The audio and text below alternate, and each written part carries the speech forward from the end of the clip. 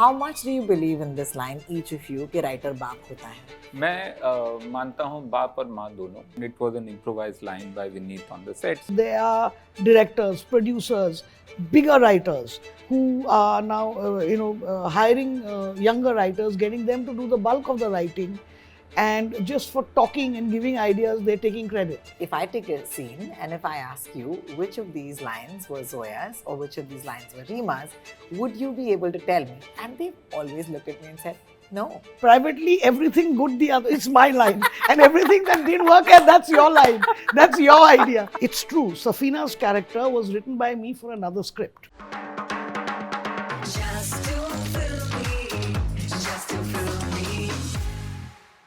It is the line of the trailer, it is the line of the film, and it perhaps will be a line in popular culture that we'll remember for the years to come. And that is writer baap hota hai. Hi and welcome to Just Do Filmy. I'm Rotox and I'm sitting with two of our finest writers who've put together Superboys of Malegaon that releases in theatres on the 28th of February. Guys, congratulations. I watched the film, so let's start with that. Beautiful film, but because this chat is going to drop before the film releases, I thought it'd be great for my audience to have an audience with the two of you as some of our finest writers. So let's start with that. How much do you believe in this line, each of you, कि writer बाप होता है? मैं मानता हूँ बाप और माँ दोनों. मतलब वो फिल्म में just the context of the film and how, and it was an improvised line by Vineet on the sets, but Really? yeah, it was. What? Yeah. This I did not know. Let's Yeah, take a very minute. few people know because it's just. That's but amazing. it is. I mean, I do believe in that. I do believe writer बाप और माँ और सब कुछ होता है, हाँ जी. होना चाहिए, होता है नहीं होता है. That is still open to the jury.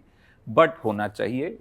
In a healthy film industry, writers should be given enough credit, enough value, enough creative control, and enough space to argue your case, which I got luckily in this film.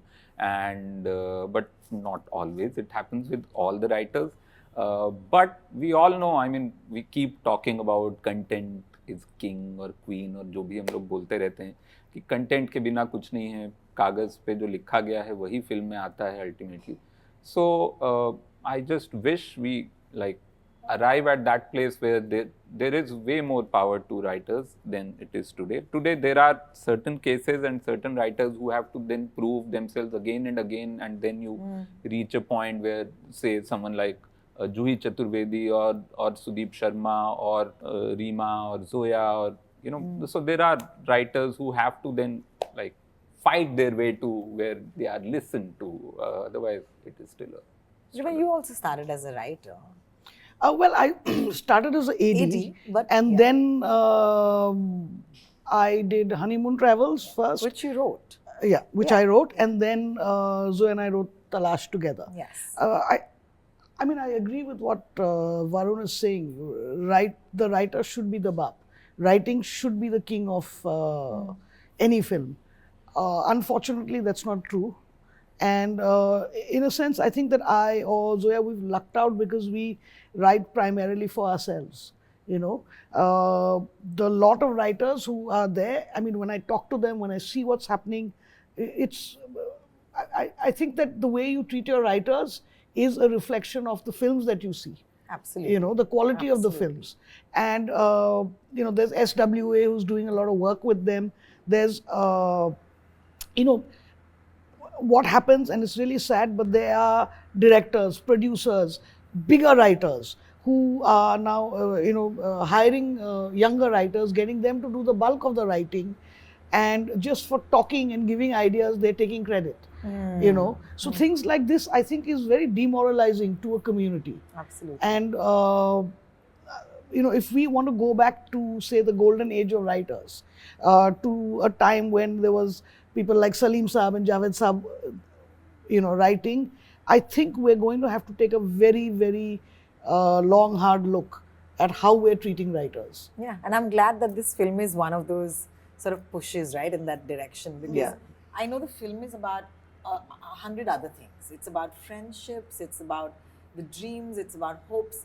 But I think this is what stayed with me, and which is why I requested that the two of you talk to me. What I'm also interested in is the three of you. You know, this is like a combo that I'm very excited about. Varun Grover, Reema and Zoya. It's almost like, of course. But I was like, why did it take so long? So could you tell me how this happened? Is there some sort of a text that started it, or did you all bump into each other? Because this creative combination really excited me about this film. Well, I mean, it started with Zoya and me being completely kind of immersed in writing a lot of stuff for Tiger Baby. And, we both were like, let's think of a writer that we're both really happy with. And weirdly, we both came up with Varun. So it had to be Varun. We reached out to him. And luckily, he had the time to do this for us.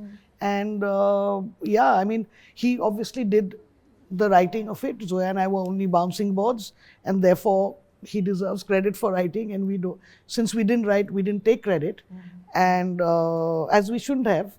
And I'm just really grateful to Varun for just writing this story so beautifully. Absolutely. Yeah, Varun, you're and also- I have been. I mean, I was kind of chasing this story for a long while. So I remember even before the documentary I think came out in 2009 or something, Faiza's documentary. But before that, there was a longish piece in, I think, India Today or Outlook, I forgot, but there was like a cover story which was there. And so I knew about Malegaon, then I saw the documentary, then I met Farog and Nasir at the screening. It was way after the original release of the documentary, but I think 2012 when they came to Bombay. I met them, I kept in touch with Farog, I kept in touch with just what is happening in Malegaon now, where they are right now. And I was thinking constantly of doing something with them or doing something about Malegaon. And then I was between Sacred Games, I think, season 1 and season 2, and at a party of Narcos. So the Narcos team had come to Bombay for one launch. And I met Zoya there, and Zoya said, there is a film, we want you to write it. And I said, okay, what is it about? She said, oh, Malegaon, and they have this industry. And I was like, of course, I know them and I'm kind of obsessed with them. So I really, I'll be very happy to start working on that. And then I had to finish Sacred Games at that time. And then it would have happened earlier if there was no COVID and all. So COVID delayed us by 2 years or so.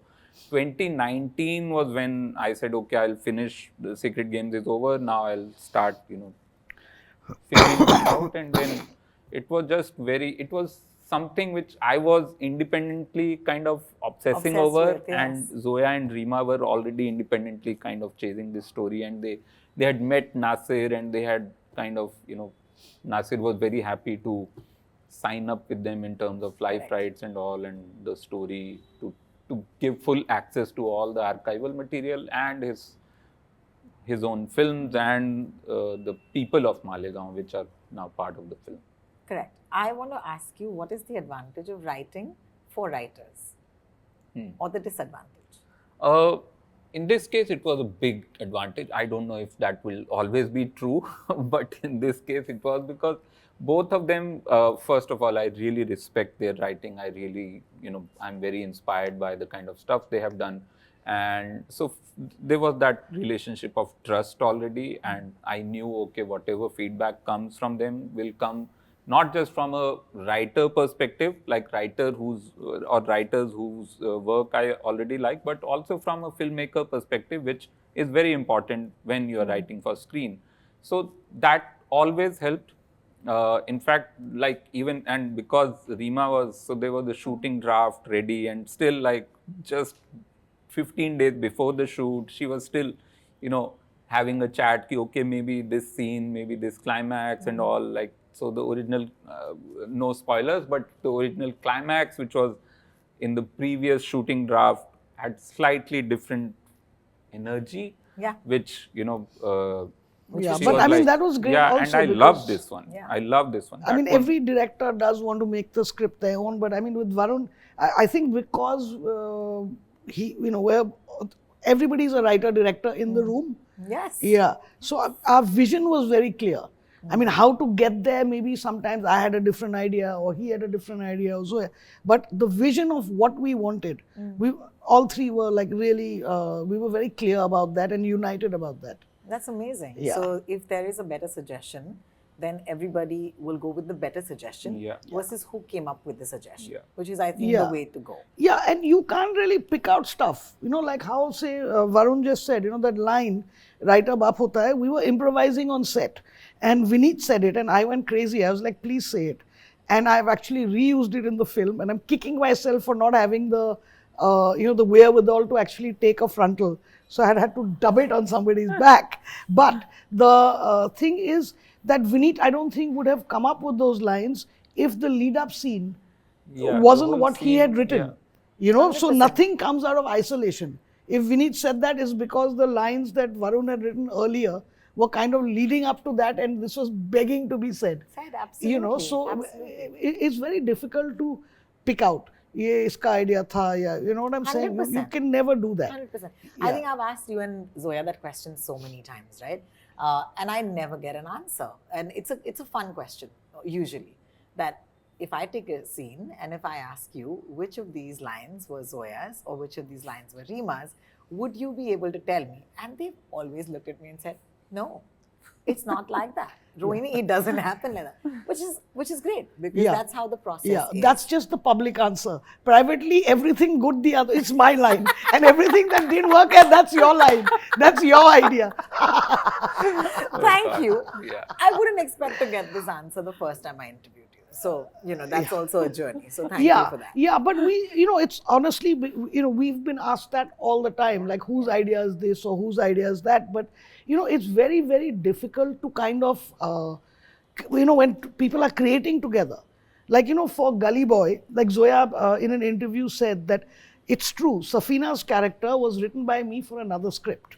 And Zoya came back once and, I mean, Zoya's wife, I was like, what do you want for your birthday? And she was like, Safeena, you know. But again, the Safeena that I had written got completely modified and adapted to the Safeena that exists in Gully Boy. Correct. So the Safeena that exists in Gully Boy is our Safeena. Correct. You know, you can never say it was somebody I wrote in another film. Correct. Yeah. But this is a unique situation because mostly you've written your films. And here you are, and you're actually just directing. Did anything change at all for you? Not like Varun said, you know, he was very, very gracious about my concerns about the shooting draft. And I think he understood what I was trying to do, wanting to do.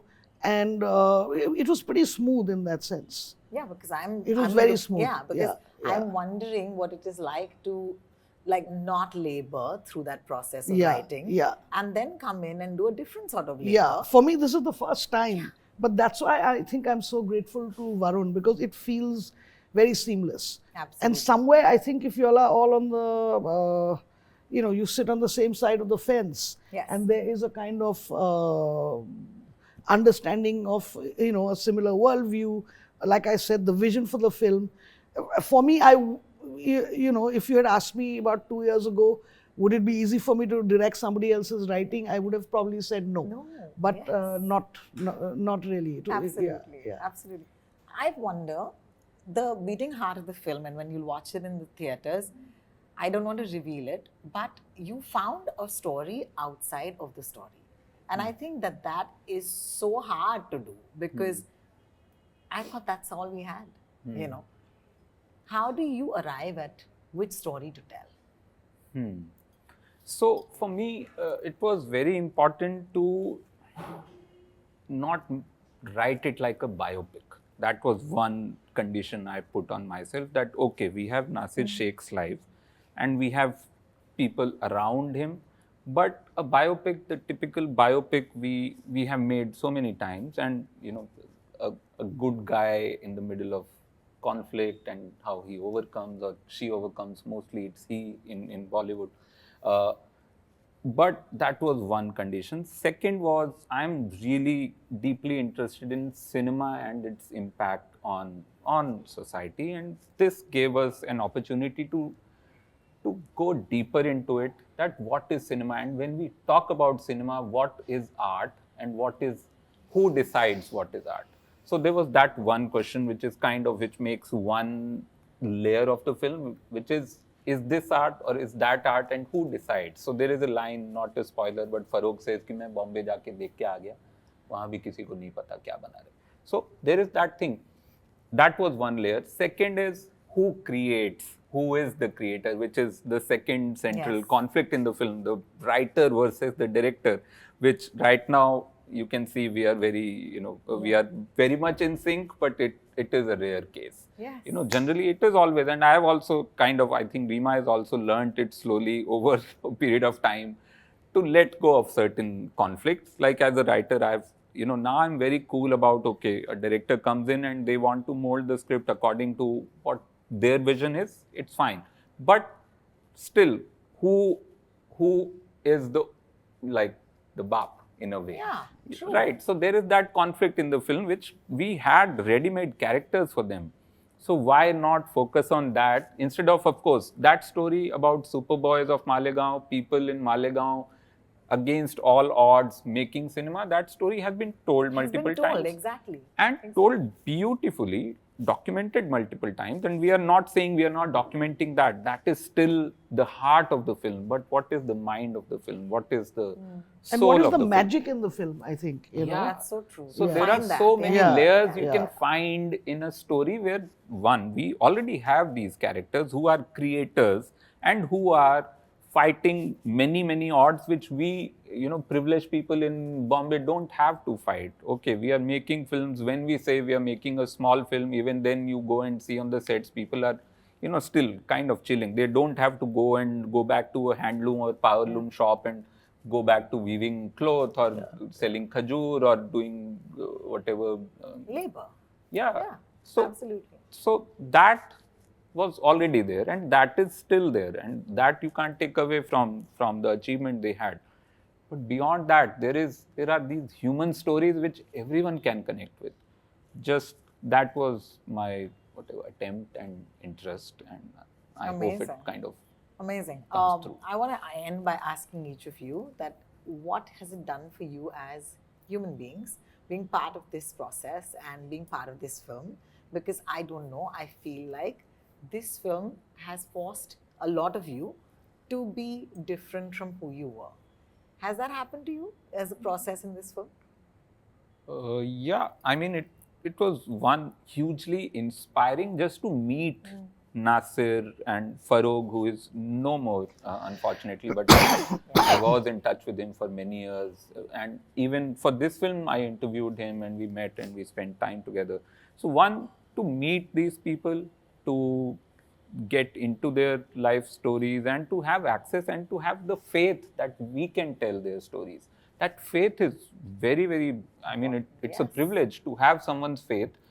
And then that someone telling us, Nasir, saying कि आपने ये justice किया है हमारी जिंदगी के साथ, आपने इंसाफ किया है, that is like the first thing you want. Okay, you will get whatever reviews whenever the film comes out, good, bad, whatever. But that was something I didn't want to fail that test. And that has happened, and that is great. And I think I've learned a lot about not just, filmmaking and all, but like the human grit and human, will to dream and make them come true. So, yeah. Thank you for that. Reema, did it remind you of a time when you were not the Reema Kagti? Yes. I mean, of course, because, Nasir's beginning and my beginning is similar. You know what I'm saying? I cannot explain to you what movies in a small town meant, for my growing up. And there's this, and that wasn't even in the internet age. So small towns were very small in that sense, and we thrive. I'm a product of piracy, like Nasir. Yeah. You know what I'm saying? We all are. Yeah, and it's like, it's crazy, I watched Rangila. It was obviously shot off a Steenbeck machine. And a fly used to keep coming in and sitting on the screen, and one hand with a stick used to come and hit the fly. Oh my God. That's how I watched Rangila, So somewhere there was a deep connection to that experience, that lived experience, But at the same time, I think it's very humbling because I realized that I could be a director out of Mumbai, but here's a man out of Malegaon directing, and there's still similarities in directors. You know what I'm saying? You are a jugaru, you are a hustler, you are kind of, you cannot order people to to inspire them. So you have to somewhere inspire them, which needs a little bit of manipulation in a good way. So there are many things like that. There were parallels like that. His influences were my influences. Growing up, I was crazy about Mr. Bachchan, Bruce Lee, Chaplin. So there were many similarities. But I think that it was a very, very humbling experience because of that one big difference.